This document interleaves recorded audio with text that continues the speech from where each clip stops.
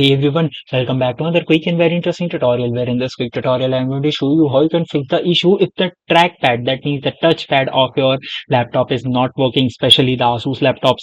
Even if you go to the trackpad, even if you go to the drivers option right here, you'll notice that there's no option for trackpad. That means under this option of mice and pointer, you'll notice that one is the option of that you have connected using the USB of your mouse, and you'll notice that there's no trackpad working. Now if even if you try turning it on using your keyboard, if it is does not work, all you need to do is to just simply give a hardware reset to your laptop.